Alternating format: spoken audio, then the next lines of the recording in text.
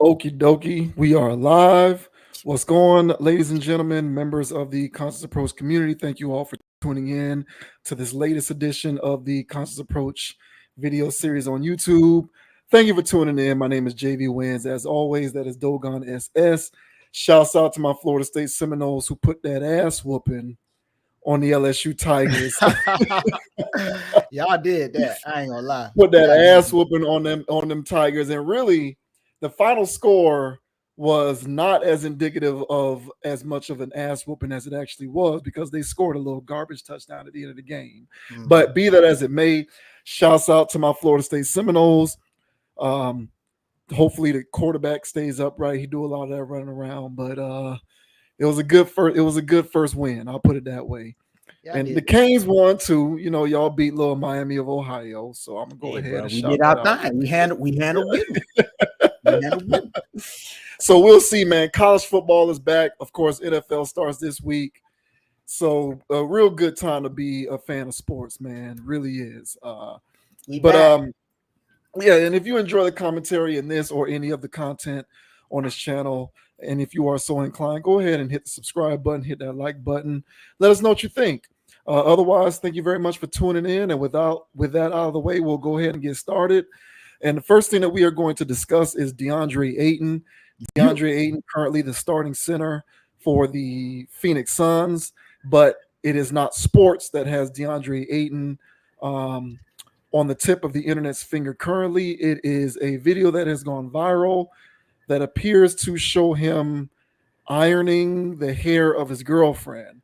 oh, The only reason why this is even trending in the manner that it is because his girlfriend apparently is a sex worker, a porn oh, star. oh, Now, oh. we talk about this on this channel quite often. Pro athletes, entertainers, these men who get into these situations with these sex workers because regular women just don't do it for these dudes anymore. Apparently. So we are just going to go ahead and get into it straight away. Let me go ahead and share this screen. This is courtesy of Hot New Hip Hop. It says Deandre Ayton roasted for a video of him ironing porn star Kat Levia's hair. I don't know if I'm saying her name correctly. Hopefully I am, but if anyone who follows this stuff wants to correct me in the comments, I'm pretty sure they will do so. It says it says Deandre Ayton has gone through a lot as a member of the Phoenix Suns. Overall, he has done a decent job as their starting center. However, in recent years, he has gotten into it with the team's former head coach.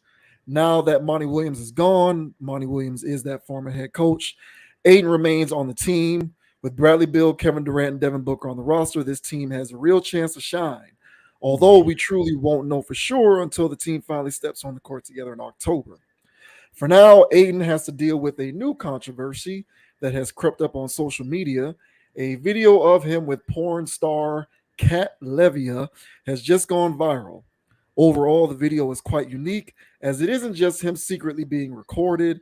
Instead, it is a clip of him willingly ironing Kat Levia's hair, all Oh, with a big smile on his face. oh. Due to the fact that Levia is a sex worker, many are trying to make Ayton out to be a simp.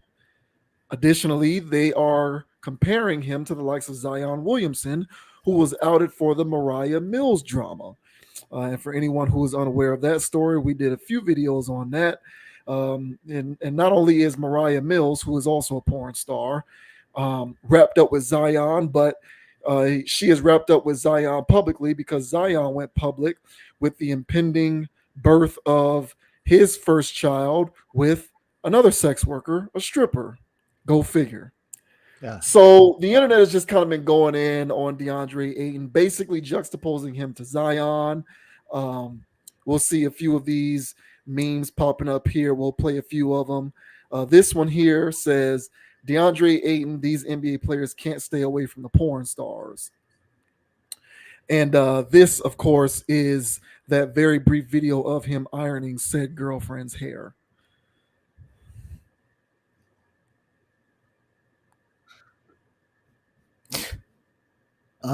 Right? Unreal. So You got that going on. And then he's getting clowned.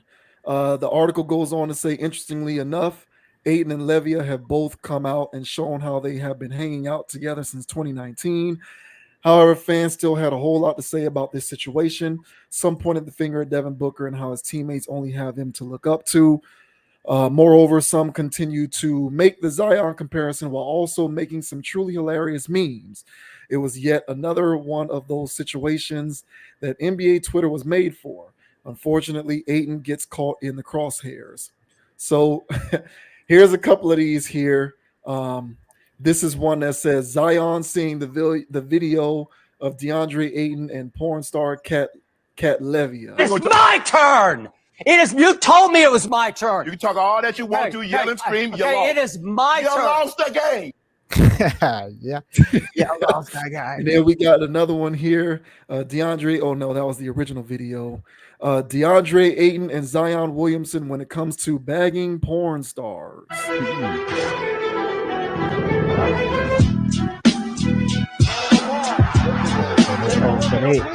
they Kobe and Shaq with him. Basically. And then here we'll do one more here. Zion Williamson after watching DeAndre Ayton's video with Cat Levia.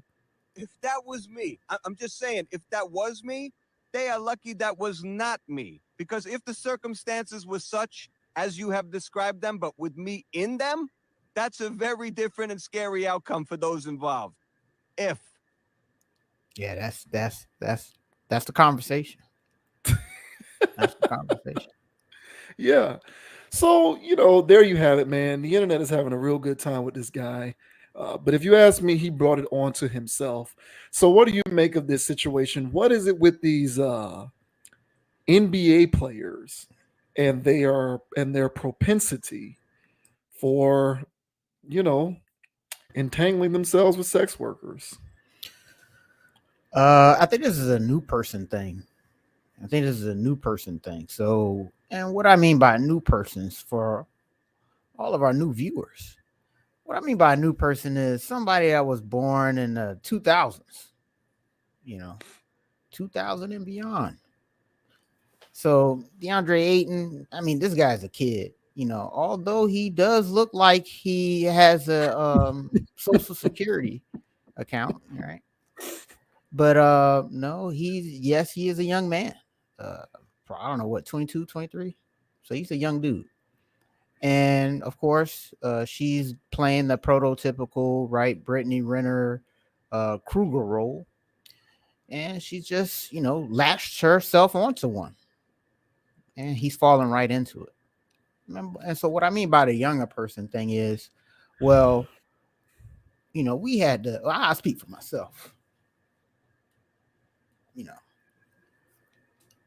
And I had to, watch, Cinemax and those types of things, scrambly channels, just so I can see one scrambly areola. I saw one. That's what I would say. I mean, I'm looking for that. Those were the days when I was young and trying to explore. DeAndre Ayton, on the other hand, well, he grew up in a generation where he didn't have to do any of that. Well, it was readily available and easily accessible. And so, we can sprinkle this all on the, LaMelos, Alonzos, all of these new guys that are doing this trend where they're basically engaging with sex workers. Well, they grew up basically being fans of sex workers. So when they actually have the ability to go get one, they seem to want to lunge at the opportunity instead of looking at it as, these ladies are sex workers and they belong to the game. Instead of thinking like that, they go, hey, I want to go experience that. And here's the trap. First of all, your girl don't even have to be a professional actress, to get you going crazy in the bedroom. Now, as a young person, when you're young and impressionable, a girl can put that on you in a kind of way where you kind of lose your footing. You don't know what's up or what's down because she's putting it on you like that. So, and this is for hand-to-hand, regular, everyday growing up in America. These guys have access to women who do this professionally. So when they get their claws on this guy, they blow his mind. Hey, come back tomorrow. Do that again. That's what they want. Come back tomorrow. Next thing you know, it's, oh, she's not that bad. Yeah, because she's over every day. Then you get used to it. Now you find yourself, oh, I'm in love with a sex worker, he says. Right. And so I found myself in relationships as a young person that I didn't even think that I would get in, all because it's getting put on me in a certain kind of way. So it's no young person is above this. They are just, everybody knows their life, everybody knows their story. And so when it happens, everybody can see it. And then the women that are getting them are women who are veteran, no pun intended, hookers. How do you feel about this, man? How do you feel about this whole dynamic with Mr. Deandre Ayton? Shouts out to Jalen Rose and David Jacoby. I used to watch the Jalen and Jacoby show that used to come on ESPN. Another good show that ESPN got rid of because ESPN just loves to get rid of stuff that's actually good. I'm seeing. And they used to have a segment on their show called Cultural or Regional. And they would play these viral clips, or they would play something going on in sports because, David Jacoby, he's like a white guy. I don't know what he is, but he looks Caucasian American. And then Jalen Rose is black or African American. And so they would play these clips and they would try to discuss, okay, is this cultural or regional? Is this a race thing where it's like, okay, black people do this or white people or whatever do this activity? Or is it a regional thing where it's like, this is something that goes on in this part of the country? And it was interesting. It was funny to hear them two go back and forth on whether something was cultural or regional with the two perspectives that they come from. I think when it comes to this dynamic of dating, getting pregnant, getting into a relationship, getting married to sex workers, we have to ask the question, is this cultural or not necessarily regional, but is this cultural or not? Ayton? Basically, because, and here's why I bring that up. There are not black men are not the only participants in the NBA, just like black men are not the only participants in the NFL. Even though it's predominantly black, you got people from all over the place who play in the NBA and the NFL, especially the NBA. The NBA is extremely, at this point, international. You can argue that 3 of the top 5 players in the whole league are foreign born. When you think about Giannis, Jokic, you want to throw Luka in there. You can very easily argue that some of the majority, or at least half of the best players in the league right now are born outside of this country. So it ain't just black guys who are in the NBA. However, and you can correct me if you see something different. This is my observation. And anybody who's in the comments, if you observe anything differently, feel free to correct me or at least, throw your 2 cents in there.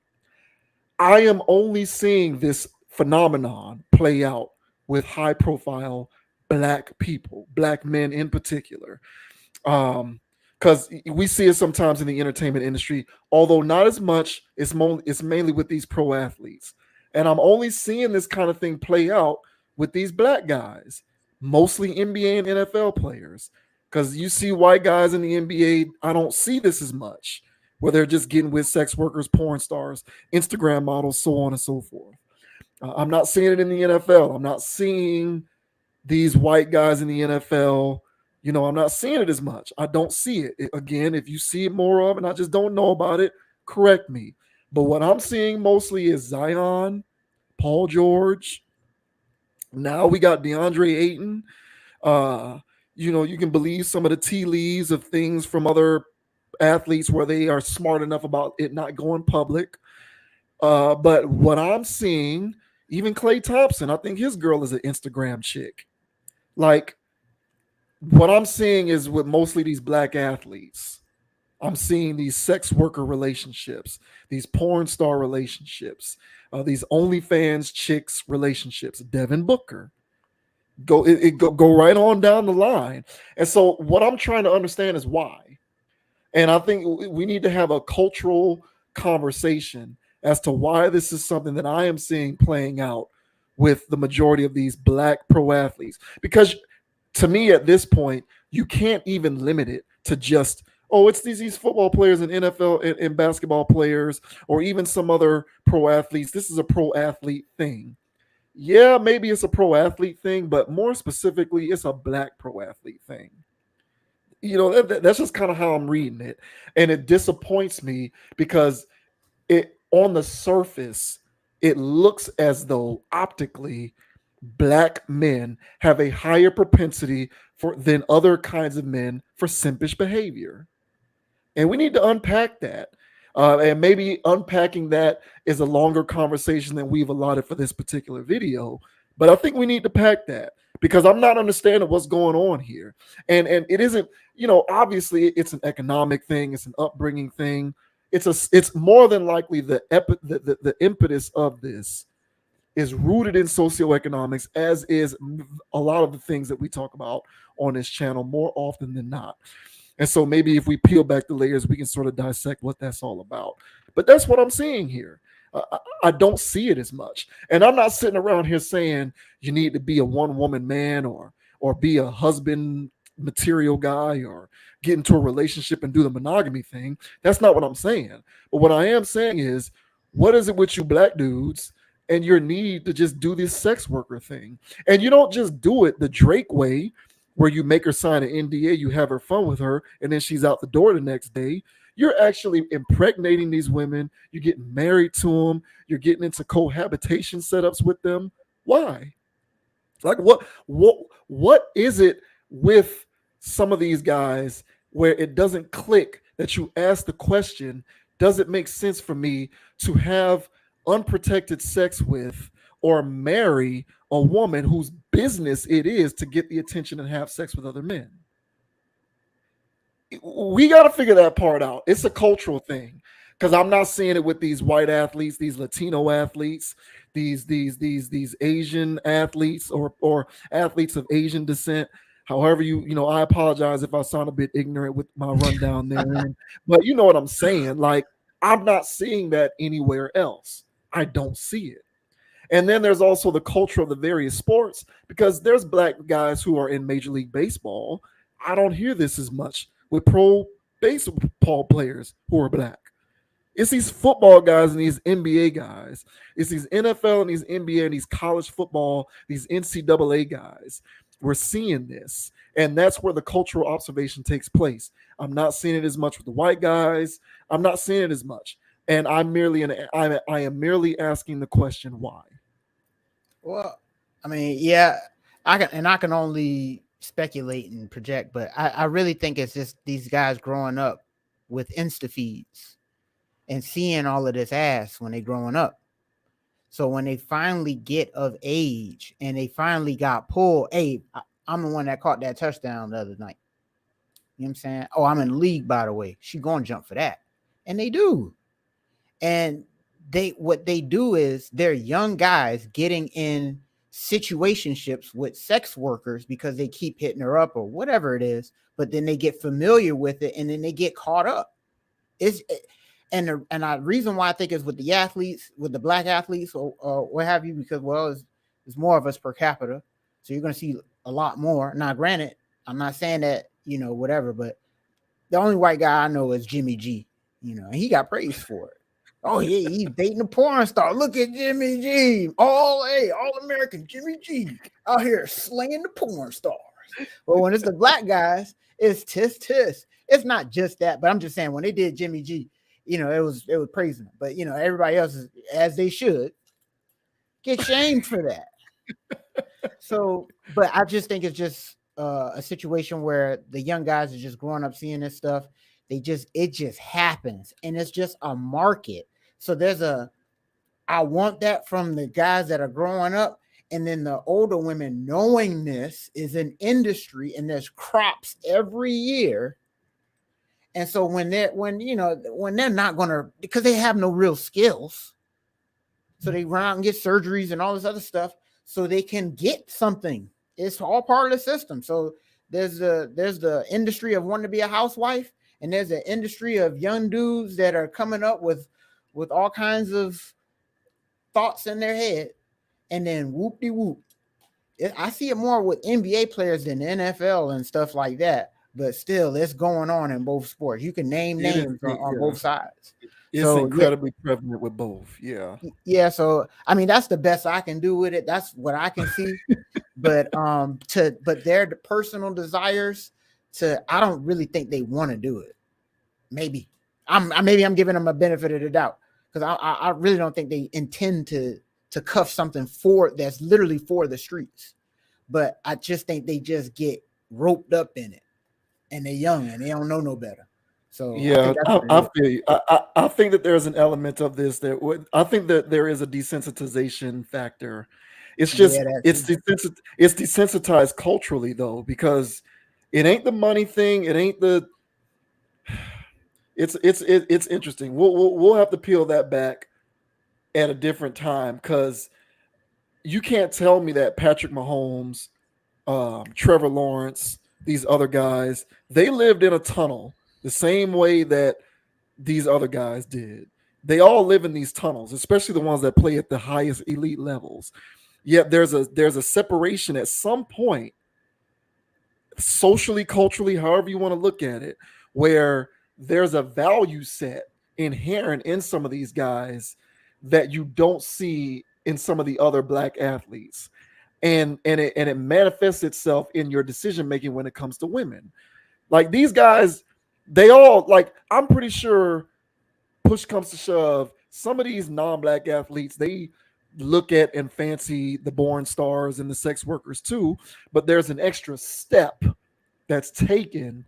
And I honestly think that it's become a running joke. Like, I think it's becoming a running joke. Oh, that's what it is now. It's like throwing darts at a dartboard. These chicks are looking at the latest black athletes coming down the pipeline, and they're just throwing darts at a dartboard. Which one looks like a target? They know Trevor Lawrence ain't a target. Pat Mahomes, Travis Kelce, I'm not even going to bother with that. They know better. But let me holler at Zion, Deandre Ayton, Paul George, Devin Booker. It ain't the two-parent household thing.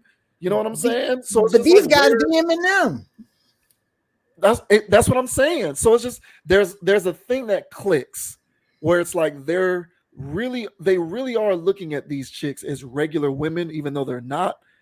And these other guys, and it's not every black athlete, it's just statistically is what it's looking like mostly, because you got a lot of black athletes who got sense they ain't gonna do that either.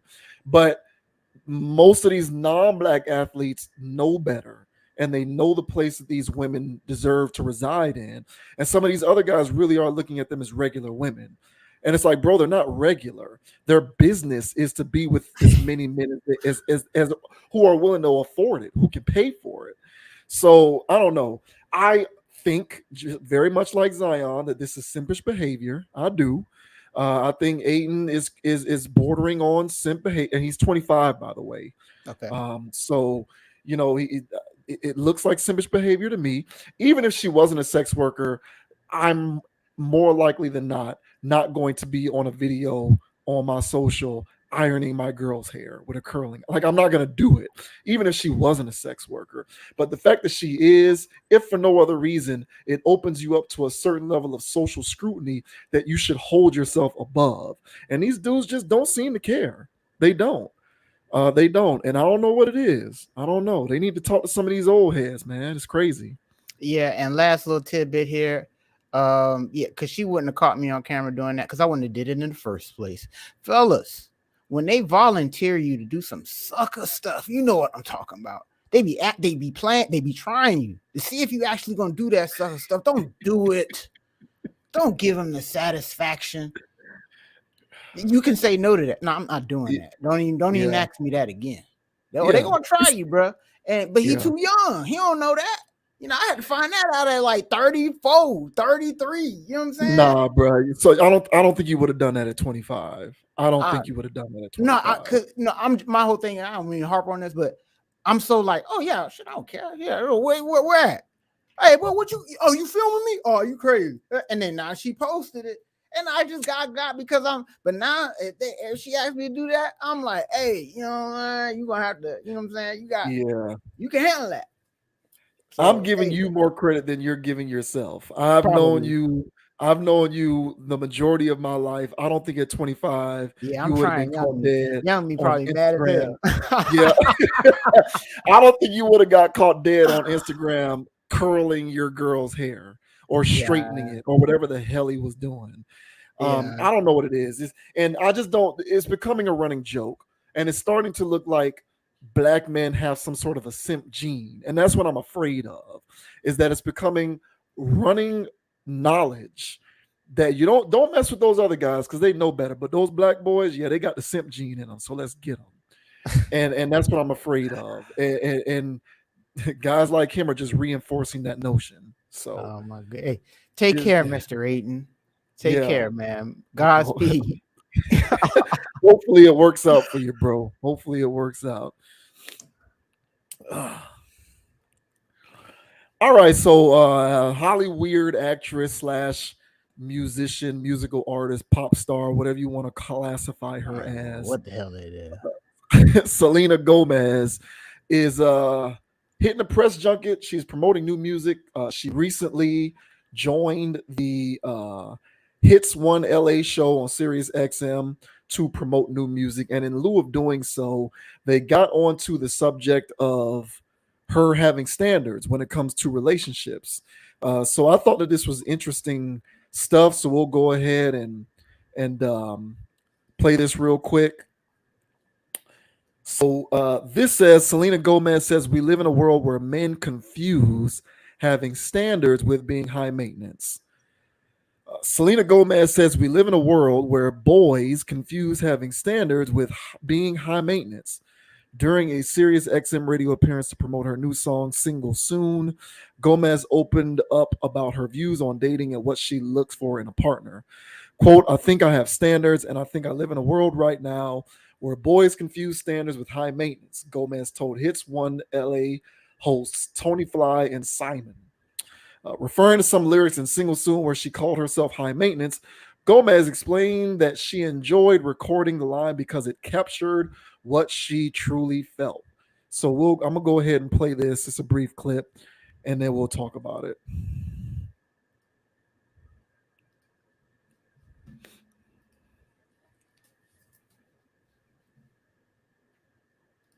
Selena. Soon, you say you're high maintenance. Yes. Are you? I think I have standards. And I think I live in a world right now where boys confuse standards with high maintenance. Yeah, that's not the same thing. It really isn't, but Oh, this guy. fun because I'm not ashamed to say I actually require X, Y, and Z for you to be with me. Good for you. So in a way, it was just meant to be for the attitude of the song, and that's Oh, how I. jeez. What are X, Y, and Z, if you don't mind? I mean, you gotta be cool, man. Not cool in the sense that people think you're cool. You just gotta be nice and like, please make me laugh, and also just be good to my family and people around you. That's a good X, Y, Z. Yeah, I think so. We'll see. That is not the X, Y, or the Z. That's the. If you got high maintenance, that's a very low bar. So you need to divulge the high maintenance, man. I'm already getting into it. My bad, bro. Go ahead. No, Go ahead and get the go ahead. segue. So what do you think about what she had to say? She says, do you boys mistake having standards, high standards for being high maintenance? I feel like this is dangerous rhetoric. That's what I feel like. Like this is dangerous rhetoric, and she's spilling it to all of her, the younger people. Man, it's a wild world, bro. You get on any of these applications and you hear these people having these conversations, man. The damnedest things are being said, and stuff like this is just going to add fuel to the fire. because there's going to be thousands of young ladies that listen to this, and think that it's harmless and think that it's cute and just take it out into the workforce, you know. And it's not cool, man. I don't care for that, but this is the world we're living in, man, where dangerous things are being said on the daily. And the reason why I think it's so dangerous is because she is just yes, one should have high standards. That is very true. But at the same time, high maintenance means high maintenance. That means it requires a lot of maintaining. And to say that that is the standard is not humble to me. And I think a world where there's more humble people willing to be compromisers is a better world to live in. Not people that are saying that my standard is to be considered high maintenance. Now, what is high maintenance? It sounds like serving her is what it sounds like. That's what I think most people would take that as, especially the listeners. Serve me, do this and do that for me, else whatever. And I feel like that's already going on, and so they don't need one of their champions to be running around and saying, reinforcing this dangerous rhetoric. But to me, I don't really care for it, man. Give me a wholesome, humble woman any day, that is she can maintain herself, if you will. And of course I'll take care, but at the end of the day, you don't need, the world. And if a humble person knows that. So how about you, man? How do you feel about this whole Selena Gomez? I don't know whether she's right or wrong, but I will say that I read what she said a little differently than you did. When I watched the video, what I took from it was she thinks of herself as normal and regular and humble, but she has high standards when it comes to her dating. And what happens is her high standards get confused as high maintenance by boys, to use the word that she used, who don't know any better. And so they think that any woman who has any kind of standard is high maintenance. And I think what she was saying was that's not necessarily the case. Just because you have high standards doesn't mean that you're high maintenance. Those two things aren't the same thing. That's kind of what I took from what she was saying. But if that is what she's saying, all I would say is this: Selena, please understand that there are two sides to the, and we're using this content, so I'm not necessarily going at her. I'm just using this to sort of open up a more broad general discussion. And I'm going to use the word men because boys don't know no better. And it's interesting that she used the word boy, because if she's been dealing with boys, then it's no wonder why she's running into difficulties with boys who don't know the difference between standards and high maintenance. Boys wouldn't know the difference. They're children. They're boys. They're jits. They don't know shit. Men know the difference.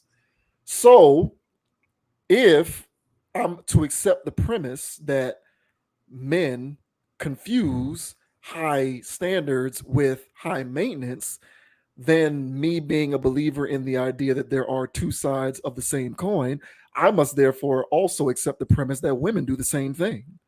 So it goes both ways, and I'll personalize it real quick. The part-time job that I used to have, worked at the restaurant, met a lot of women in that place, a whole lot. There were a few situations in particular that I ran into.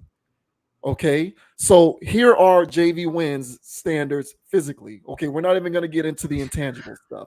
Let's just get into JV Wynn's physical standards when it comes to dating with women. I prefer women who are into fitness and who like to stay in shape. Full disclosure, that is a preference that I have. I stay in shape. I'm into fitness. So I don't think that it is unreasonable for me to maintain a standard that any girl that I'm going to date also like to stay in shape. You don't have to be in the gym every day. You don't have to go 3 hours a day, but it has to be something that's at least a part of your life. You go on a regular basis, 2-3 days a week, whatever. I'm fine with that. Nevertheless, one of my standards is, like to go to the gym, like to stay in shape physically. Okay. So that's background information as I set this story up. 3 separate occasions, I had a part-time job. I was a cook at a restaurant. I had these women, 3 different women, and they were black women. They all happened at different times. So one happened at one point, another one happened maybe a year later. They happened at different points. I worked in this place for a long time. Each of these women, they were black, right? They were interested in me, but I was not interested in them. I didn't reciprocate. But I ended up getting into a fun little type situationship with a girl with girls who were not black. Now, their takeaway from that result was, I'm not interested in black women. That was their takeaway. I don't want to date black women. When the truth was, I just like women who are in shape. And all 3 of these girls who were interested in me were all out of shape. And they weren't even reasonably out of shape. They were like a Twinkie away from being fat. So the thing is, you woman are confusing my standard for one to date a woman who likes to be in shape with a preference for race. So what you're saying is, because I didn't want to, date you, that it must therefore mean that I don't want to date black women. When the truth is, I like women who are in shape, because I also palled around with many women who worked there who were black, who were in shape. So what they were doing, because they couldn't reconcile their own shortcomings juxtaposed to me, is they, very much like what Selena Gomez is suggesting men do when it comes to the notion of maintenance and standards, what they were doing was they were confusing a racial preference with my physical standards. And it didn't matter how much I told them, it's not that, you got it all wrong. I just don't like big women. They refused to accept that. And in their minds, it was, no, you just don't like black women. So I only bring that up to say this is a dynamic that does go both ways. The door always swings both ways. There are women who do this in various facets all the time. It just depends on what they are confusing. It can be a cultural stuff. It can be financial things. You got women out there. We talk about this often. You got women out there who see the topic that we did we did with Chad Ochocinco a couple weeks. You got women who confuse the ability to comfortably spend $300 on every date with being broke. So there's confusions that are abound no matter where you look. Men and women are all doing the same thing. And the only thing that I would caution with rhetoric like this, because I do think that it can be dangerous if the other side isn't presented often enough, is it presents this bleak picture in which this is strictly a man thing, that it's only men who do this type of activity or behavior, confusing things when it comes to women, and women don't. And then you open up the whole feminist rhetoric, blah, blah, blah. Nah, girl, you don't got to compromise your standards. You don't got to do this. You don't got to do that. He's supposed to do this, blah, blah, blah, blah, blah. Okay, fine. But all of y'all are doing the same thing. So just keep that in mind, because the next time that a guy decides that he's going to, not compromise whatever standard or preference that he has, please understand that in a vacuum, it is a individual preference or standard that he has the right to maintain, and it isn't indicative of some other thing that you are using to confuse the two, because you can't reconcile why you're not good enough for him according to his standards. Yeah, I hear that, and the reason why I took it that way is because it seems as though I don't know how one confuses standards and high maintenance unless the high maintenance is her standard. So that was my whole point of her going, oh, my standards, they consider that high maintenance. Then they said, well, what's your X? She said, oh, my XYZ. And they said, what's your XYZ? She said, family, this. And I'm like, how can one confuse that for high maintenance? So maybe it's an indication of the type of men that she, I think that it's a reflection upon her, honestly. And maybe she's just a bad chooser, just like So many of these women running around out here in these streets are simply bad choosers. Yeah, I hear that, and I think, and the reason why I think it is dangerous is because listeners, because she said her song is putting out this energy, whatever the hell that is, and but her fans or whoever loves this stuff is going to sit there and go, my high maintenance and standards don't belong to each other. But she's saying that somebody's confusing her. You know what I'm saying? So I think it draws attention to me. It draws attention to the high maintenance and basically wiping it out and saying, no, these are my standards that they're confusing as high maintenance. But how can one confuse standards with high maintenance unless the high maintenance is her standard? And so what does that look like? I don't know. And that's why I said it sounds self-serving. Whatever it is, it's for me. And I'll, even young or old person, boy or man, will be like, hey, that's a little extra. You know, that's a little extra. I'll go to the family function, but why do I have to, I'm not your, whatever. And and that's how I took it.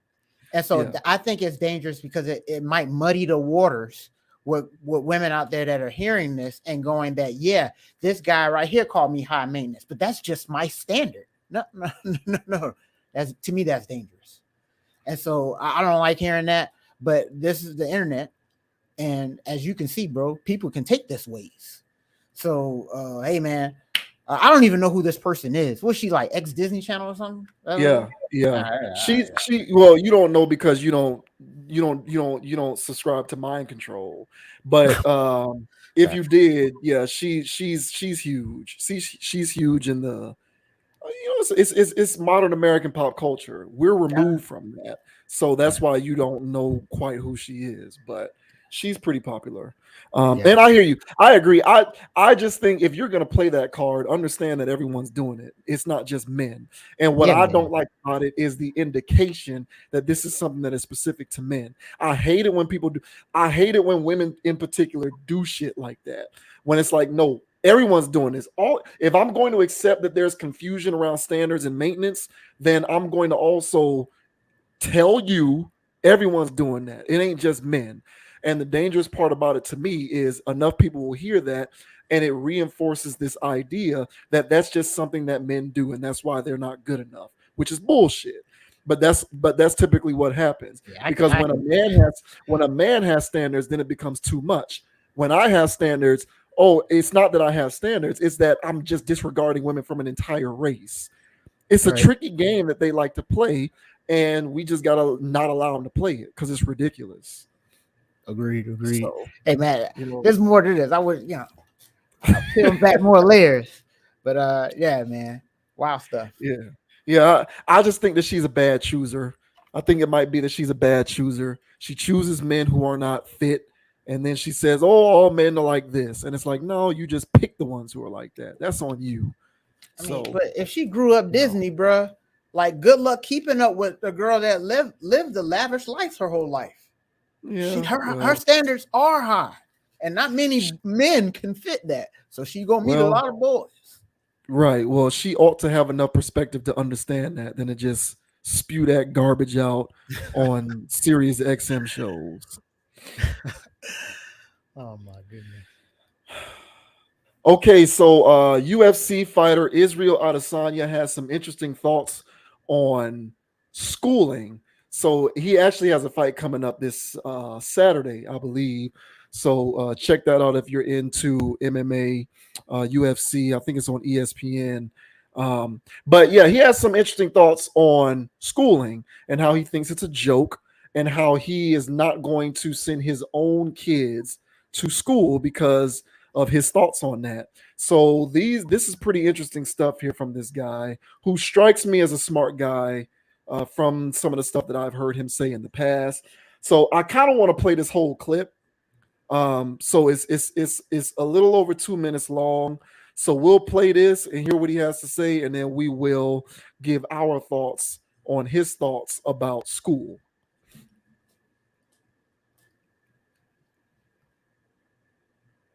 Honestly, fuck school. I don't know why we still even have this whole fucking this outdated concept of school to just Yeah. build workers. Because we know what the fuck school was made for. Why are we pretending? We know school was created to create workers. Do you still know?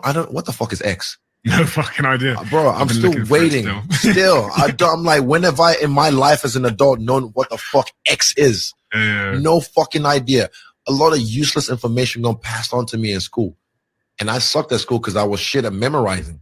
Same. I didn't really learn anything. Dropouts, as we do. Cheers. Drop out, my man. Cheers.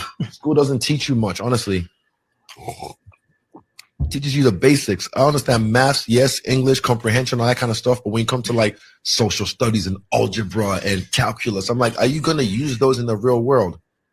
So fuck school. My plan is right. When I have kids, I'm going to have a tutor that's going to teach them from the age at home, from the time, like say maybe 9 a.m. to midday or 1 p.m. And they'll have an hour of homework, and the rest of the day we'll just go on adventures doing shit. But then they're going to do gymnastics compulsory because I want to make sure they know their body, the foundation of athleticism, gymnastics and jiu-jitsu, so that way they're involved with other kids and not socially awkward. You don't want to raise some fucking bumpkins who, don't have any social skills. But yeah, I want to make sure that they have those kind of skills by interacting with other kids through gymnastics or through jiu-jitsu or other like activities. And they'll do that every day or whatever days of the week it is. But school, going there, clocking in, sitting down, watching a teacher write some shit on the board and write. No one's teaching. It just literally, some of these people just there to catch a paycheck. And I've seen it. I was in school. You just see them there. Oh, they'll write the shit on the board, whatever. Copy this. Copy this. I didn't even know what, because we're doing these when I was in high school, NCAA credits. And I remember just like towards the end of the year, what's all this credits? Not to repeat the whole year. Well, I didn't know what it was. Like, credit, well, NCAA credits. What's all this credit shit? Credit. I did not care. I didn't understand. I just didn't fathom it. But then eventually when I got a grasp of it, I was like, oh, this sucks.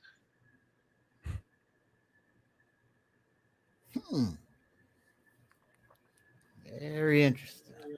All right. So yeah, man.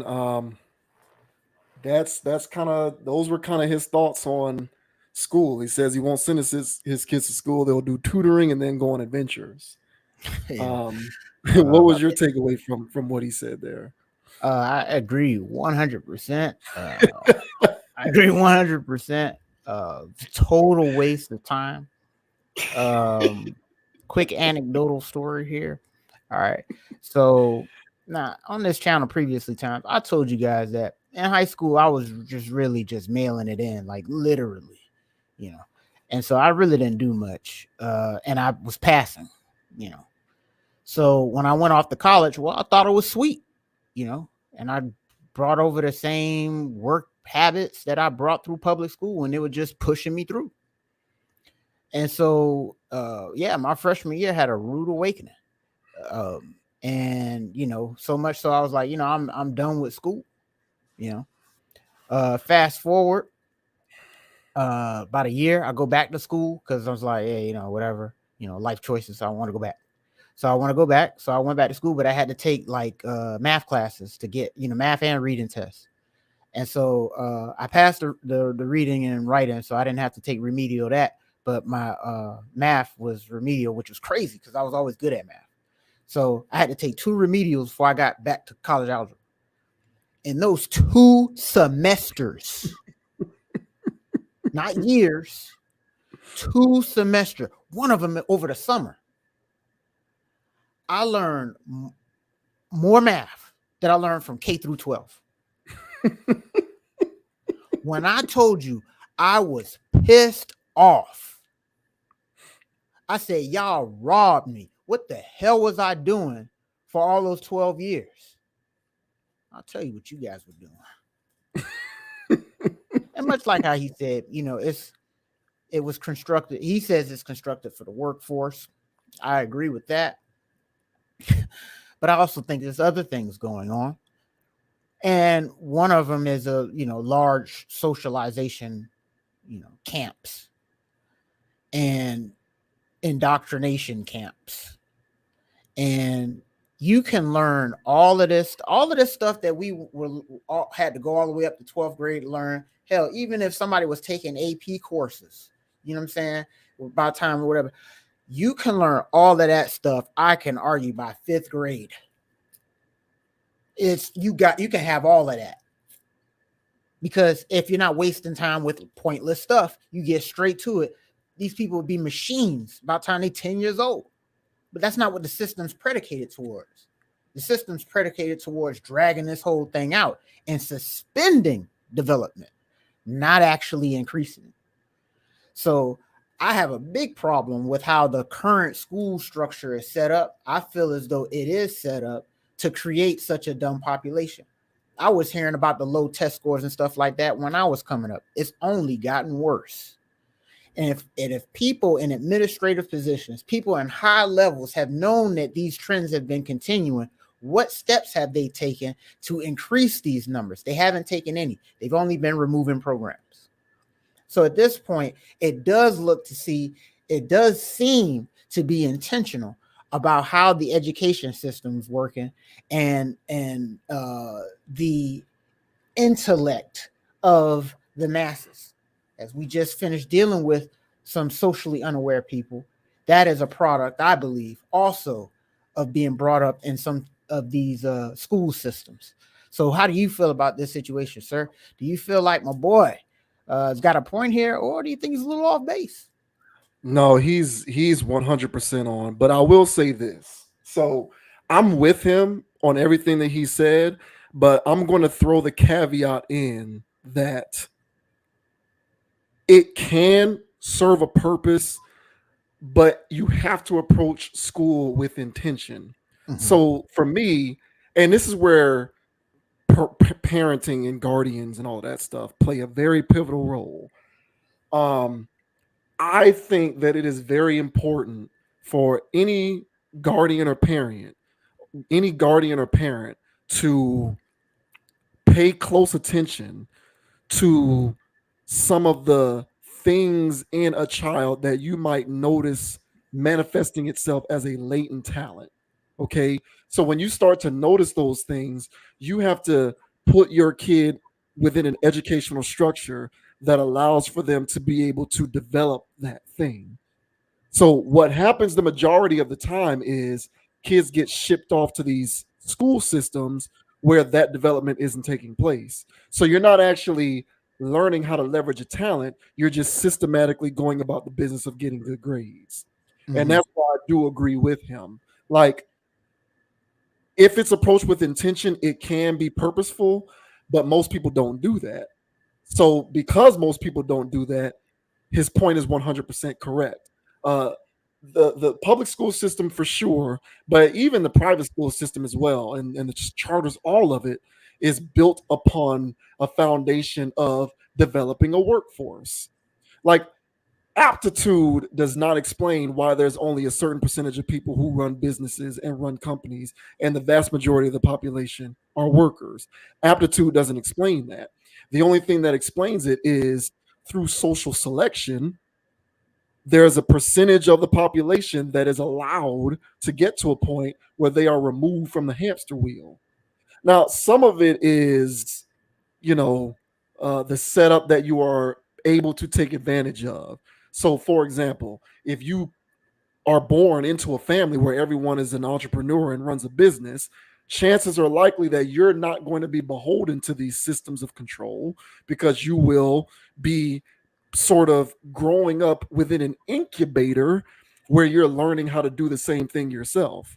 But the vast majority of the population is literally being groomed to punch in a time clock, work, and then go home and do it again over and over and over again. And the only respite from that you receive is a week or two throughout the year where you can get your mind right so that you can come back and just do it all over again, constantly, repeatedly, because that's what keeps capitalism going, is workers. That's what keeps a capitalistic society functioning. That's what keeps the GDP going. You need drones. You need workers. Like I've often said on this channel that like the whole thing is set up in such a way that you do have a large percentage of the population that is just meant to be a drone.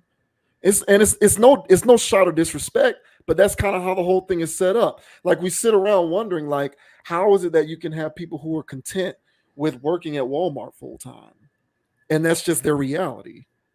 Like, what is it in them that disallows them from being able to become self-aware enough to say there's something that I can do better?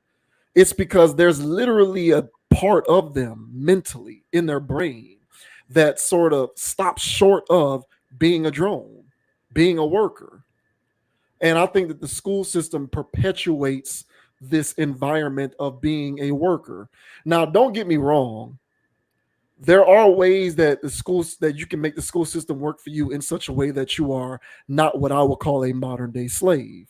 Like, I've always said you can be a worker but not be a slave.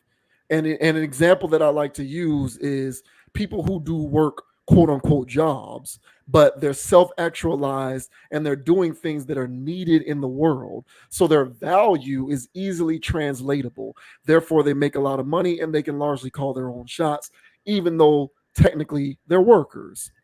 So you can look at people who build power grids, people who are engineers, people who work at the CDC, people who work in STEM applications, people whose work are things that are needed in the world, people whose work is actually a contribution to society. So you can attach a certain level of value to the work that you do. Therefore, you can call your own shots. You can make great money. You're not actually a slave, even though you're a worker. But as we know, people who make six figures and above, especially in this country, only constitute 10% of the population. So what the hell is the other 90% doing? Being drones and workers, being fed through this feeler system that is the school system that produces people to perpetually run on hamster wheels. So someone who is in his position, if you have the ability to make so that your children don't have to be put into that feeder system, I say more power to him, and go ahead, bro. If you don't want to put your kids through that, don't put them through that.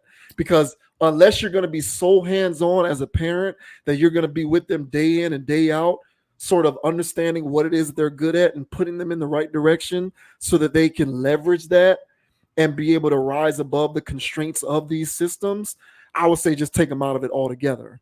And this whole thing, because the school system is doing what it's designed to do. Right. So make no mistake about it, it's working. Right. So people want to talk about how the school system is broken. It's not broken. It's working as intended. Right. It's intended to produce drones, Right. workers. Its Right. its place is to create modern day slaves, people who work like a dog and are paid in no way, shape, or form in a manner that is commensurate with the production that they put in. Like, a person should not, if the world was, and this is another reason why I don't believe that there's a such thing as fair. Fairness doesn't exist. Because if the world were fair, then a person would work 60, 70 hours a week and earn a salary that allows them to go buy a home. But as you and I both know, if you work a job, making 50, 60K a year, working like a dog, sweating your ass off for 60, 70, sometimes 80 hours a week, you still don't bring enough in your take-home pay to go buy a house. It ain't enough. It's not enough. So it's designed, it's intended to create drones and workers that are going to continue to do this crap over and over and over again. So it ain't the schools. You can complain about the school system all you want, and that's fine if you want to exact your anger and frustration towards that institution. But really, the responsibility is of the people who are around the kids. You got to do a good enough job of being with them hand in hand. I firmly believe that every human being is born with some sort of talent. I believe that. Now, the majority of humans probably won't discover what their talent is, and that's the unfortunate part. And the small percentage that do discover that go on to live happy, fruitful lives. But it's the responsibility of the people who are around these young kids, and even who are around certain adults. You got to be able to pinpoint what it is that this kid is good at.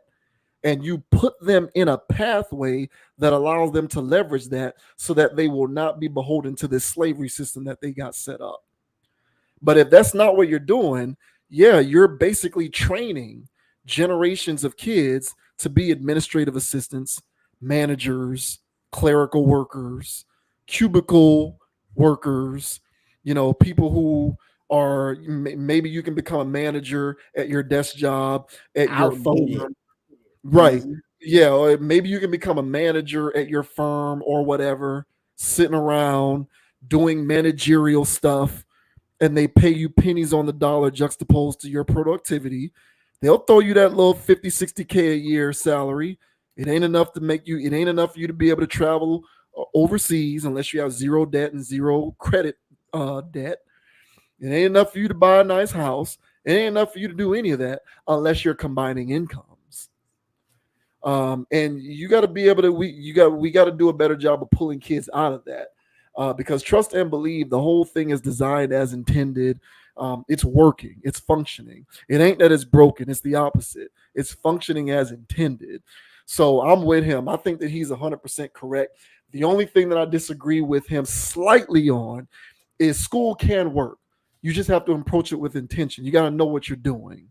But if you're just out there doing things willy-nilly, oh yeah, go to school, kid. Go to school, son. Go to school, daughter. Just make sure you come back with those A's and B's that don't mean shit. If that's what your approach to this whole thing is, then he's absolutely correct. It is designed to just create workers. That's what it's built for. Yeah, yeah, and look, I get it. It's a system that people grew up in, and it's an expectation. You have kids, you raise them, you send them off to school, and it's just status quo at this point. But as you mentioned, the system is working as intended, and it would be, I think, because I agree with you in the sense that don't just leave it up to the school system to raise your kid, and that's because then you have a child of the state. Yeah. And so you don't want that.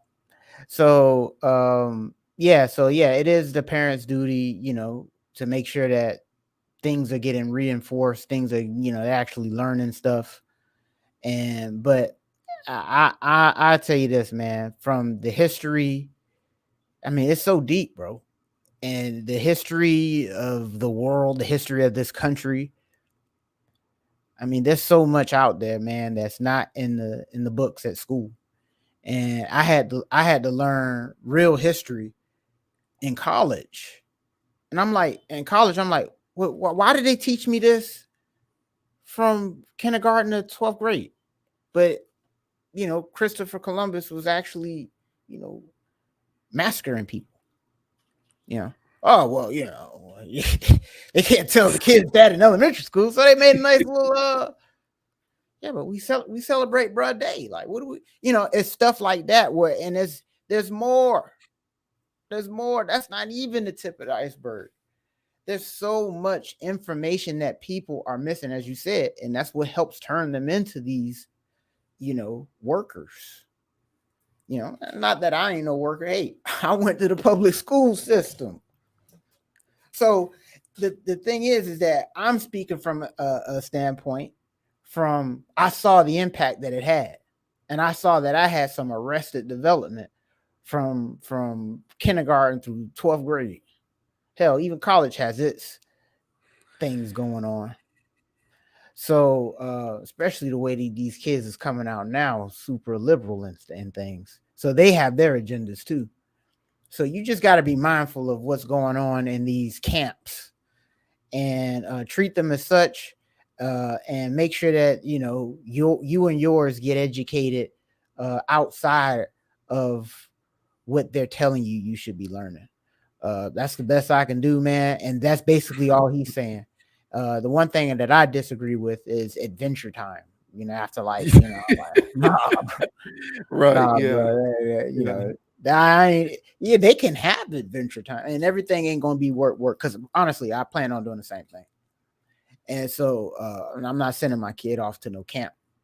And unless it's actually a camp, where it's then marshmallows or basketball camp. But I'm not sending my kid to no K through 12 on a school bus or the windowless buildings.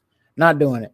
So I agree with homeboy, man. And this is I think more people need to have this conversation and take matters in their own hands when developing their children, because the system is not for them, I don't believe. No, it isn't. And I didn't include college, but I feel the same way about college. And mind you, I'm speaking from personal experience. I'm a worker as well. And Right. so I'm speaking from personal experience on this because I see what it has done to me. Right. And I am trying to shift my paradigm. Yeah. But I've been in it for so long, ever since I was born, that it's easier said than done. Right. Even though I understand and know what happened to me, the impact that it had on me. But college is the same way. I'm not opposed to college. I'm not. But what I'm opposed to is shipping. What I'm opposed to is somebody going to college just because they're going to do it mechanically. There is too much money that thing costs. You're incurring way too much debt to just go there for some sort of social experiment. You have to know what it is that you're going for. Do that and then get the hell out of there. Don't go there still trying to discover who you are or what it is that you like.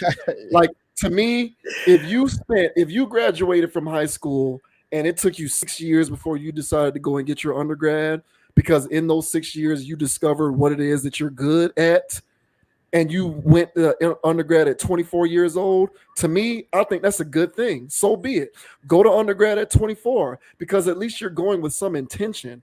Don't just show up and explore shit. Next thing you know, you got 50, 60, $70,000 in debt, and you're an entry level worker making $30,000, $40,000 a year, and you can't even live. How was that worth it? It isn't. It got you, bro. The system got you. It got you. So, of course, the both of us speak from personal experience. I'm not 100% down on school or college. It just has to be approached with intention. You don't just send people off to these, you use the word camp, which is cool. You don't just send these kids off to these, social experiments and just hope for the best. Like, that's the that's the wrong way to go about doing it. Because you're just creating, you're putting into this feeler system where it's just creating a society of drones, which is what capitalism desires. The more drones, the better, because the more people you have who are going to consume and buy and spend, but not own anything. And that's what capitalism needs, is the division of wealth and labor in order for it to thrive. But so I hear what he's saying. I don't know about all that Adventure Time either. I think that's kind of corny, but I hear everything else is saying. Just don't put them into these weirdo feeler systems. Charter schools, magnet schools, I'm more inclined for stuff like that. But public schools, I'm done. Private schools, maybe, but charters and magnets, something very specific. If my kid has a propensity for music, I'm sending my kid to music stuff. You're going to music magnets, music charters. I don't need him to learn what 5x plus y equals. I don't care. It does not matter, because in the grand scheme of things, I don't need to raise children who are going to be drones and workers. So, and by the way, robots is doing all them jobs that we was going to do anyway. So unless you do some real high-end, high-level stuff, if you're a new generation, you are literally wasting your time. So, man, they got machines that do coding. They got coding that do coding for coding. So what do they need us for? They don't need you. For all these kids right now, all these pandemic babies that's going off to school and stuff like this right now, they don't need them in the workforce. By the time they hit the streets, there will be no jobs, at least not the ones that we got here. So wherever they're going right now, the school system is setting them up, because they're not even prepping them for the wave that's going to hit them when they turn 19 to 20. So you can already project to see what they doing to your child, because they still got them learning the stuff that we learned when we was kids. They got machines coding other machines. They're not teaching that. Oh, they'll teach them a little coding. This, a little STEM program. Cap. I'm telling you right now. So little Junior that's at the crib, yeah, he got good grades and all, but make sure that the school is at least preparing them for the onslaught that's happening. Because I'm telling you right now, about time they hit the streets, engineering will be done by AI. They don't need engineers anymore. About time that hit. That's 15, 20 years, whatever years away. Yeah, that's when your kid hit the streets. So if your school's not preparing them, you can already tell. So, hey, man, don't say anybody warned you. Get out of there. Get out of there. Bro, obsolescence is happening to us. Exactly. So you better believe it's happening to younger generations because it's happening to us. So absolutely. Jeez. I don't know. It's weird, man. It's scary. You just identify recession-proof things.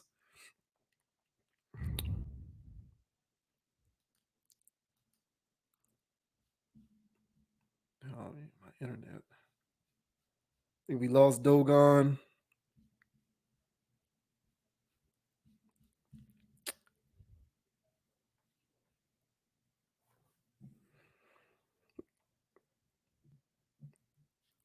I don't know what happened to Dogon. It looks like we lost him.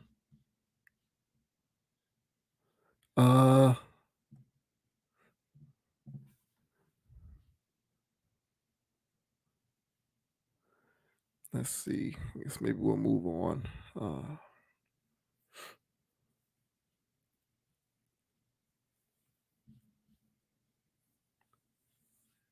Oh yeah, we lost Dogon, but we'll get him back. We'll go ahead and move on to the next topic.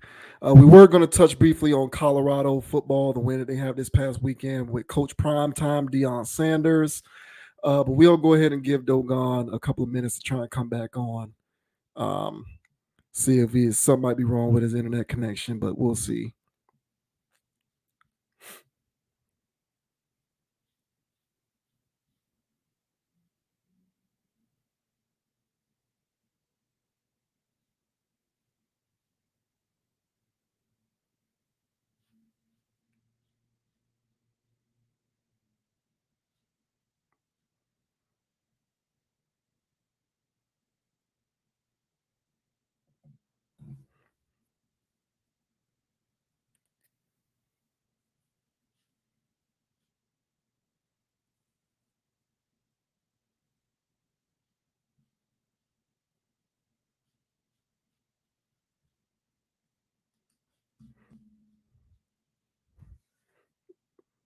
Let's see. Right, well, message him real quick. Think his internet might have gone out.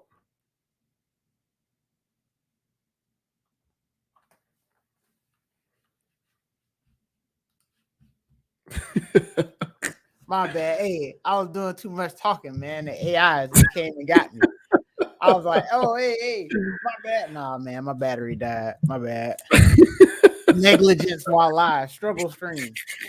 All right. Oh man, all right. We can all. I'll just edit that out. Cropped it. Yeah. All right. So next up, we are going to talk about primetime Deion Sanders. Of course, we got to touch on this. It's all the rage right now in the sports world. Colorado won. They upset number 17 TCU, and so primetime is on his "We Keep the Receipts" tour, and rightfully so. Rightfully so. So, let's see here. So this is the right one, right? Yeah, this is the right one. Yo. What's up, bro? You believe that? So here's what Primetime had to say after his Colorado Buffaloes defeated the TCU Horned Frogs during the first weekend of college football season. He's going scorched earth. He is remembering everybody who doubted what the team can do before the season started, and he is coming to collect. What's up, bro? You believe that? You hold on. Oh no. Do you believe that? Huh? Oh no. I read through that bull junk you wrote down. I read through that. I sifted through all that. Yeah. Oh no. Come on. Do you believe? You don't believe. You just answered it. You don't believe. Next question. Next question. Next question. So yeah, what do you think about Colorado and Coach Prime and what they got going on? I mean, I think it's an amazing thing, man. I think it's truly beautiful. Uh, I sat there and I watched that whole damn game, man. What's that? Gus Johnson can't really. Something about him that rubs me the wrong way. But whatever. But amazing game. I watched every snap, at least mostly, and I gotta tell you, man, I couldn't be more proud. It was probably like first quarter, like mid first quarter, and they were playing so disciplined, and Shador looked great, and I'm like, wow, this looks like these guys have been playing for, at least a year already, and they just coming out and executing. I thought it was a masterful performance. I got emotional there at the end, man. I couldn't hold it back. Once I saw them all there celebrating, because I knew that there was hate out there. They hurt more, obviously, but I knew that there was haters out there that just wanted to see this be a disaster, and for them to come out and play as well as they played. Hell, even if they lost into that game, I was still proud of how they went out there and executed with all of these new people. And for one man to bring all of that stuff together, it's very impressive. I was very impressed. So I got a little bit more to say, but how about you, man? How do you feel about Colorado in the Buffs? I think they were 17-point dogs. I want to say 17 or 21, something like that. So even if they had lost the game, but it was close and competitive, that would have been a victory. The fact that they beat them down is very impressive. I'm happy for them because I've always wondered like why, like I don't like it when people who are really good at playing are horrible at coaching. It's like just, have the skills be transferable. But there we have a litany of examples of these all-time great players who weren't able to translate what they were able to do into coaching. And so he looks to be an exception in that regard. Outside of FSU, I am rooting for Colorado to be successful this year.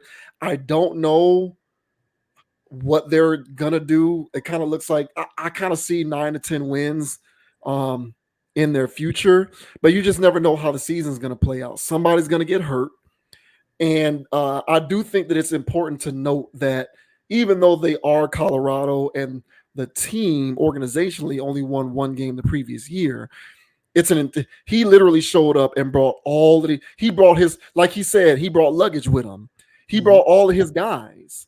Like he gutted the whole organization, coaching staff, players. He gutted it all out, and that rightfully so. It was well within his right to do so. So the only thing about it that I find funny, kind of, is people are acting like Deion showed up this year and took what they did last year and turned that around into what happened in this first game. When no, that's not what happened. He got rid of all of those players. He got rid of all of the old scholarships, brought in his transfer guys and his guys from Jackson State and his coaches. And so it's his team and not trying to build upon what they did last year. So It's completely different. And so you can't even really use what happened in previous years as a barometer for what can happen this year because it's a whole new setup. But yeah, I'm rooting for him because I've always liked him. And I've always wanted to see somebody who plays the game at a high level also be able to coach it at a really high level. So I'm rooting for all sorts of those things going on. And then it's also cool to see that his son's the quarterback too. I'm rooting for all of that. I feel some type of way because Travis Hunter was supposed to go to Florida State. So I feel some type of way about that because he had committed to Florida State and he decommitted to go to Jackson State. But if someone is going to decommit and go to Deion's and go to play for Deion, I can live with that. I can live with that. Exactly. I'd much rather a guy decommit and go play for Deion than Nick Saban or Kirby Smart or Dabo Swinney. So he decommitted to go play for Deion. I can live with that. Otherwise, I hope that the team continues to do well. I would just root against them if they play for FSU. Other than that, I love what I saw. Yeah, and I say the one thing about all of this that I can see why the haters get upset is that they do a lot of barking, they do a lot of talking, and they won a game. They won a game. It was a good game against a good team, but they won a game, and they were doing a lot of cash money talking after the end of it. The season has not played out. This is a long season, and the thing is pretty much if you just score a touchdown, hand it to the ref, real humble about this win. It's like, yeah, we won. I heard haters talking, but hey, look at us now. Move on. But it was a lot of dancing in this. It was a lot of dancing in this. Oh, the guys from HBCUs, and it's like, all right, man, all right, But because, and the only reason why I said, because I'm here, I hear them. But I think the one thing about it is because when the losses come, because they play some good teams this year. And so when the losses happen, it's just that it gives those people, ammunition to bark at you now because you got happy over a win. They're going to get ecstatic over a loss. So that's all it is. But one thing though, that's what I don't like about it. But one thing though, we're dealing with Prime and he lives for this. So he knows he's making these beds. He loves this. Mm-hmm. So that's a part about it that it's like, all right, let him handle it. But I don't like it because I don't want to hear it. Because I know I'm gonna hear it. But he wants this. So all in all, very ecstatic about all of this, man. I will be watching more games as long as they're televised. And yeah, man. And outside of my Hurricanes, man. Yeah, man. I'm cheering for Colorado. Yeah. Yeah, me too. And he doesn't give a damn. He doesn't care. Yeah, he don't. He's gonna he'll go down showboating. That's who he was as a player. So even in losing, he's still gonna be showboating in losing, and that rubs off on the team because he sets the tone. But I don't. It is what it is. Like if you're gonna do all of that in victory, go ahead and do all of that in defeat. They're going to say what they got to say anyway. So what difference does it make? You know what I'm saying? True. So you might as well just go ahead and do what you do, even in the face of defeat. You've already defied the odds. Who knows how good TCU actually is? But they won by multiple scores. You know what I'm saying? They won by 2-3 touchdowns. So like, no, it was a close score. They won by 3? So, it is what it is. I'm good with it, and I'll be rooting for him as well. So, hopefully it continues, and, it would be real cool if they pulled off more of these. Like, I think they play USC. Like, if they beat USC. They're going to get a couple of surprisers now. Yeah, I think so too. Yeah. Yeah, they're going to get a couple of those. Yeah, shouts out to Coach Prime, man. Good stuff. Prime. Travis Hunter, you still should have came to FSU, but I'll let it slide because you went to go play for Coach Prime. All right, so next up, we're going to talk about Jeezy. We recently talked about Jeezy we talked his restaurant. That was what it was. He talked about how his restaurant Prime Cuts in Atlanta went downhill because the streets came out and just sort of deteriorated the value or everything that was going on around the restaurant and whatnot. But now Jeezy is talking about how he spends his money differently than he did before. He is talking about how he no longer buys, things that depreciate in value, jewelry, cars, things like that. But rather, he spends his money on things that appreciate and that have value into perpetuity, things like property. So let's take a look at what Jeezy had to say. Pretty cool comments. I guess Jeezy is currently on his Meek Mill Renaissance tour. He's currently like in his Meek Mill vibe, where he's kind of, he's done a 180 and he's now the sensible person who's trying to, speak game into existence. So here's what Jeezy had to say about spending money the right way. If I do something great for myself and I accomplish a goal, I'm going to go buy a property. right? I'm not gonna go buy no more cars. I'm not gonna buy no more watches. I ain't buying no more chains. I ain't buying none of that shit. I'm buying some property. You feel what I'm saying? And there's nothing more than when people see you and see your exterior, and they sitting in these rooms with you, and for you to just walk outside and say, you know what? I own this whole street. I own this whole block. There's no bigger flex than that. There's no bigger flex. If it all go wrong, I got somewhere to stay. I'll tell you that shit right now. When we challenged ourselves to create the world's most emotional and sustainable. Facts. So yeah, if it all don't work out, he gonna have somewhere to stay. But yeah, so I think that those are pretty sensible comments. What about you?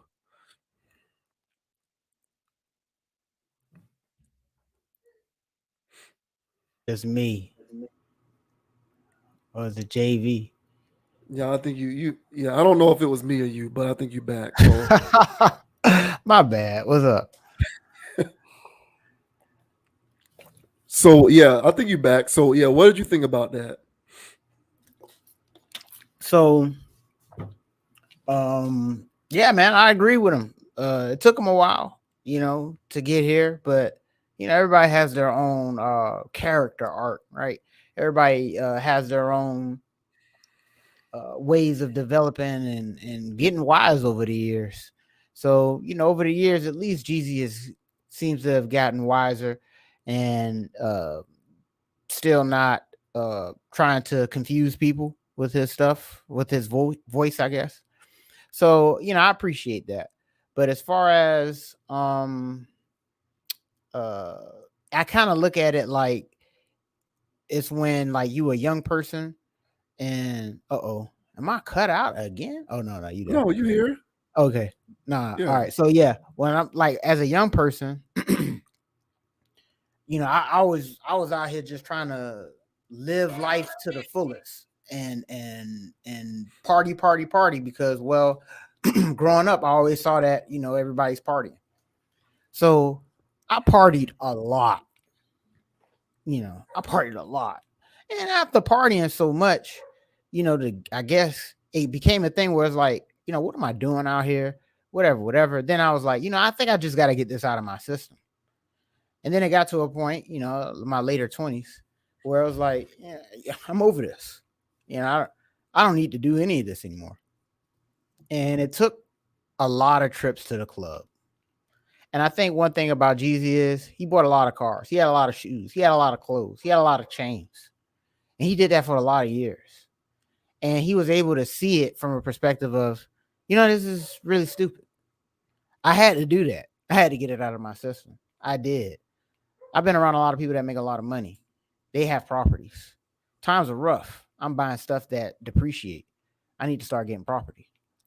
And, over time, as he got older, he saw it for what it is, but hopefully his wise words ring true to people who never had that car, never had that chain, never had those shoes. Because when that guy gets that money after listening to all this flexing music, you're not going to tell him he's not going to go get a Hellcat. So hopefully your words do ring true and it skips that step, bridges that gap. Because a lot of these cats out here, man, when they get it, they're going to want to do something with it outside of investing. So wise words from Jeezy. How do you feel about this situation, man? How do you feel about Sir Jeezy's message about investing? Yeah, everyone does have their own character arc. Yeah, I'm cool with what he said, obviously. And if for no other reason, I think people see this is what affluent families do. Like affluent families teach their kids that buying art, land, property, houses, that's how you establish generational wealth. That's how you establish money that is not going to stop coming in. These are all assets that appreciate over time and don't depreciate. But the thing about it is, a lot of appreciable assets don't give you instant gratification. And for poor and disenfranchised people, they value things that provide instant gratification. So Jeezy was once an individual who valued things that provide instant gratification, things that don't appreciate over time. So the only thing that I can say is maybe if Jeezy starts saying, "Hey, buy things that appreciate over time in value, and not things that depreciate the second that you buy them," um, they are not, don't spend your money on things that are appreciable assets, even if they give you instant gratification. More people will listen. But this is definitely a cultural observation because it's all about what you look at and assign value to. And so, for people like Jeezy and people who come from Jeezy's community or communities like those that Jeezy came from, you're taught to value things that give you instant gratification. And so a paradigm shift can come in either when you have your own light bulb moment or when someone else who you can look at as an individual who came from the same circumstance as you can tell you, hey, listen, buying this does not actually add value to whatever it is that you're doing or add value to your life. So look for things that appreciate over time and appreciate in value. That's what it's all about. Like, this economy out here right now is an arms race for appreciable assets.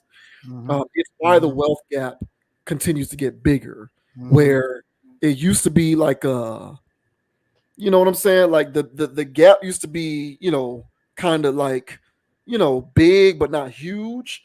Where it's like you have the opportunity to cross that thing if you just make one sound investment here or there. But now it's as big as the Grand Canyon.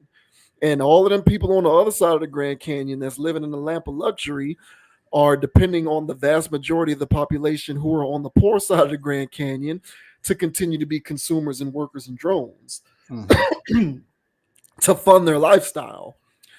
And that gap continues to get wider and wider and wider because the education on what you should invest and spend your money on is not being taught the way that it used to be. It's being taught less and less and less and less and less, in my opinion, intentionally, because the world needs more drones. So if Jeezy can be one individual who says, hey, don't buy a watch, maybe, save up your money for a couple years and buy a duplex, live in it for a year so that you can get the credit from the HOA and then rent it out to somebody so that you can earn that passive income of that rent every year, every month. And then you turn that income that you're getting passively into the purchase of another duplex. And now you double that until you triple it. And then you buy a couple houses and start doing the same thing. So stuff like that, that's one random example that I came up off the top of my head. But the thing is, that's the kind of stuff that needs to be taught more. Maybe it sounds like Jeezy has that kind of knowledge now that he's at the space that he is in his life and career. And so, yeah, I like that kind of stuff. I will just say before I finish that all of that talking, all of that stuff is cool. You just kind of put your foot in your mouth. If you in the studio, let that man live. I know. I just got to say this. I like what Jeezy said. However, you put your foot in your mouth.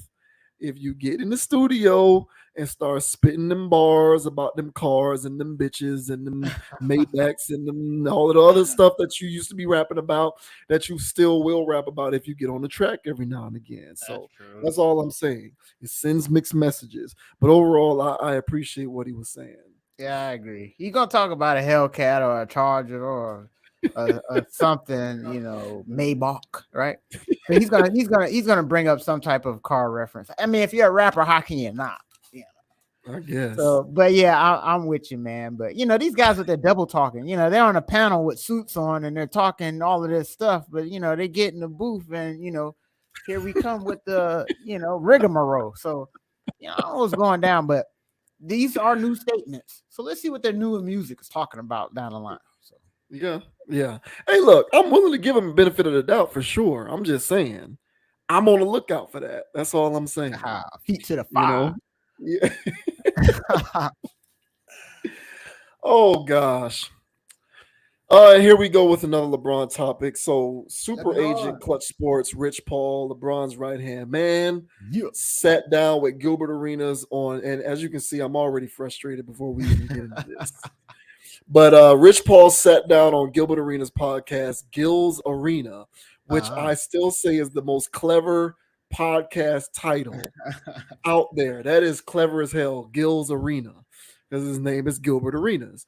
But yeah, Rich Paul sat down with Gilbert Arenas and they got onto the subject of LeBron. And Rich Paul started talking about how Jordan didn't have to undergo the media scrutiny that LeBron has to undergo. And That's right. you know, this is something that's unique and That's right. you know, and hold up. So yeah, he says Jordan didn't have to do this, and LeBron did, and so I don't know what point he's trying to get across with this BS. But you know, here we go. Here's what Rich Paul had to say about LeBron and the media and Michael Jordan. Mike transcended the game. When Kobe came, Kobe was a silhouette of Mike, right? That's everything, which is great. But LeBron is the first player to have to deal with a 24/7, 365 news cycle of sports and opinions. And those that's not even capable or carry the expertise to give a valid opinion, right? In addition to, no, I'm not going to really do it how y'all want me to do it. I'm probably going to do it how I decide to do it. We all know that don't go over well, right? And so then you have this environment in this sports society that's created, right? And so now you have the root against. That's a whole nother thing that Mike never had to deal with because his hardest critic was probably Peter Vesey. Yep. Straight up. You see what I'm saying? Fucking Peter Vesey. But I just think LeBron's antlers is in platinum and Michael's may be in gold. Why? Because when you think about, he had to be compared to Mike. Who did Mike have to be compared to? Talk about it. Mike.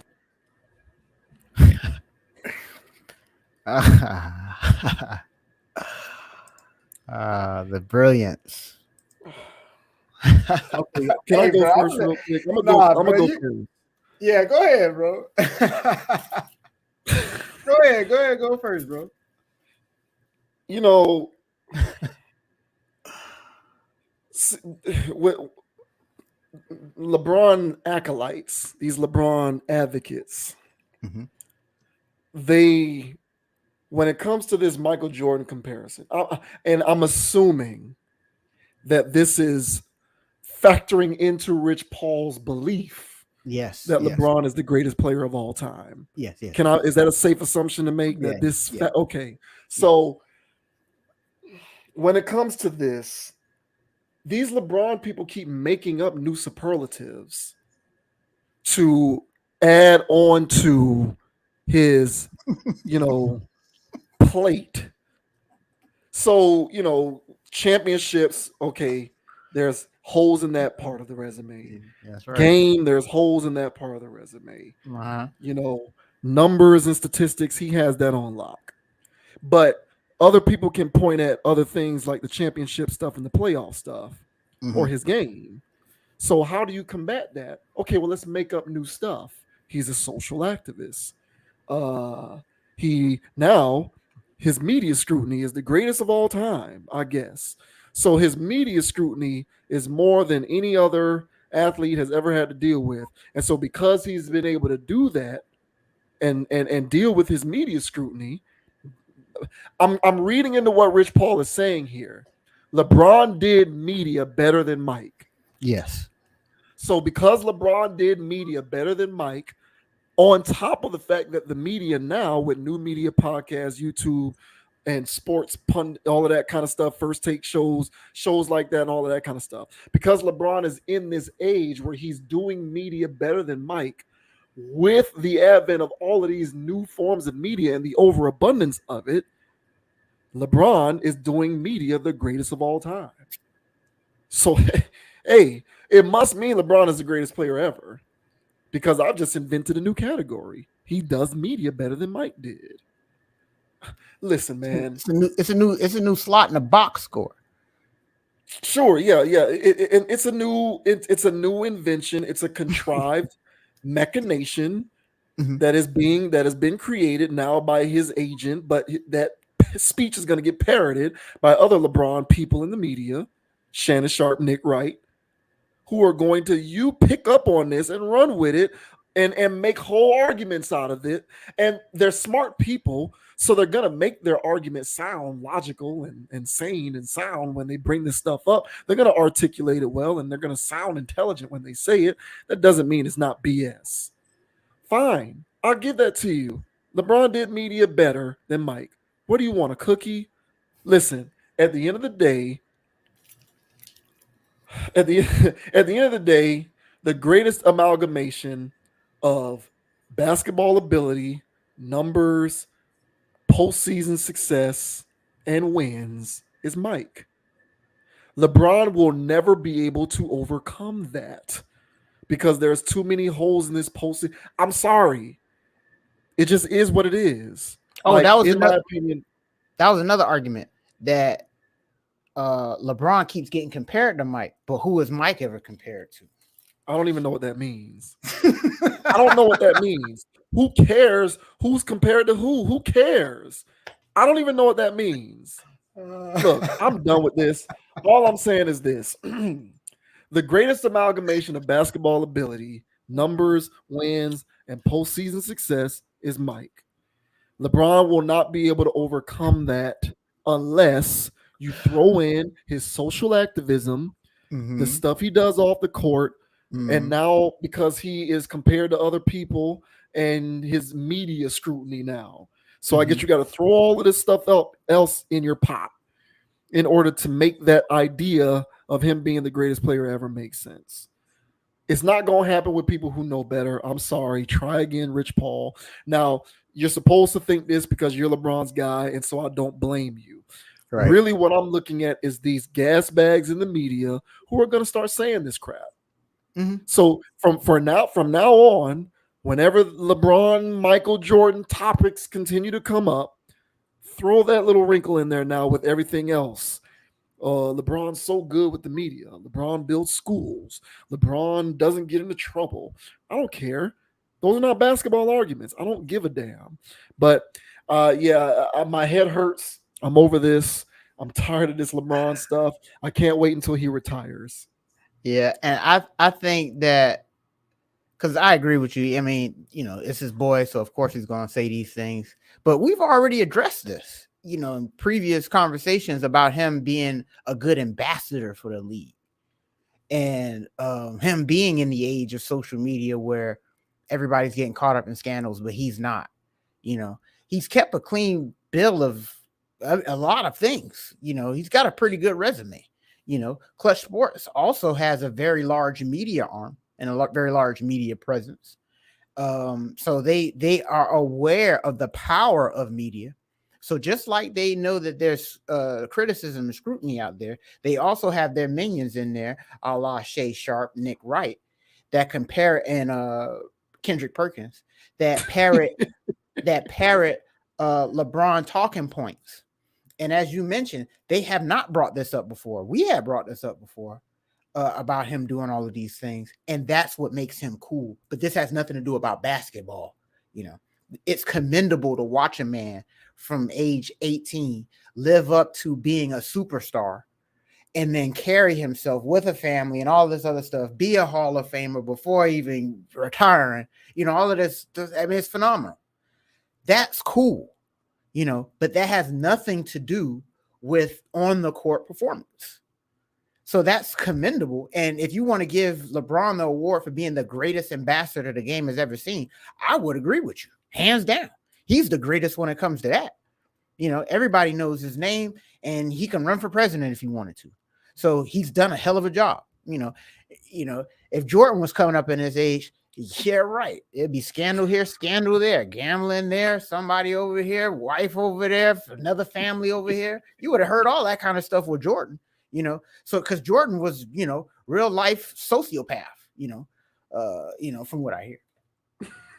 So LeBron plays this game well, but it has nothing to do with his on-court performance. So I don't know how he's correlating that to that, but it's his boy, and this talking point will get out there now. And somehow they're going to use this, as you mentioned, to prop him up even more. But it's just like, hey, let's keep it basketball, guys. So we want to talk about ambassadors for the game now. We want to talk about clean resumes now, off court. Like, what are we doing? So let's just keep it basketball, but we're not going to do that. And we need a new LeBron talking angle in the ethos. They're going to create another one, and rightfully so. These guys know what they're doing, and they're not going to rest until his name is up there. Yeah. And they've done a hell of a marketing campaign to get people to actually believe this jive. But people that actually have objective ways of viewing the world can look at this critically and go, hey, you're not going to be able to fool me. And even if somebody is a young person that was born in the 2000s, but that can go back and do any kind of investigative research, they can clearly see what everybody else was talking about when they were talking about Kareem, Jordan, and Magic before LeBron was even a thing. So, hey, they're going to do it, man. They're going to talk it up. And, hey, I'm here for the banter. How about that? I'm here for the good laughs. Because watching you get frustrated about this was worth me suggesting this. I'm so over it. Longevity too. Oh, he played the longest at the highest level. Yep. Okay, fine. I've already conceded. He gets my Iron Man award. Like, he gets my sustained high level play the longest award. He does. But we're just grabbing everything we can, and we're just throwing it in there and throwing it in the pot and throwing it in the pot so that we can cook the LeBron is the greatest of all time stew. But honestly, and we don't do it, and we honestly do it with no one else. But that's how great he is, because he's got so many elements to put into his stew. I guess. Well, listen, I stopped getting emotionally worked up about this years ago. I still get annoyed, but I stopped caring, because very much like some of the other subjects that we talk about on this channel, me getting mad or not isn't going to change the fact that they're going to do it anyway. I know. They're going to do it anyway. They're going to say that LeBron is the greatest player of all time because he built schools. They're going to say LeBron is the greatest player of all time because he handles the media well. They're going to say LeBron is the greatest player of all time because he posts about racism on social media. Right. They're going to just bring this stuff up. None of it is relevant to his basketball status, in my opinion. But you have people who will make the claim that it is, and I would just disagree. And you know what? Y'all can have it. Y'all got it. I relent. I'm done. I'm out of there. Y'all have y'all LeBron stuff. You can have it. Oh, maybe we should have done that one first, because now I'm in a bad mood. Oh God. Oh well, that'll do it for tonight's stream, man. Conscious Approach episode in the books. Thank you to everybody for tuning in. I am JV Wins. That is Dogon SS.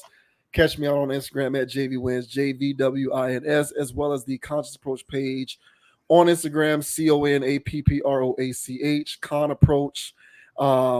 Do your boys a big old solid. Hit that like button, hit the subscribe button. Let us know what you think about the commentary in this video.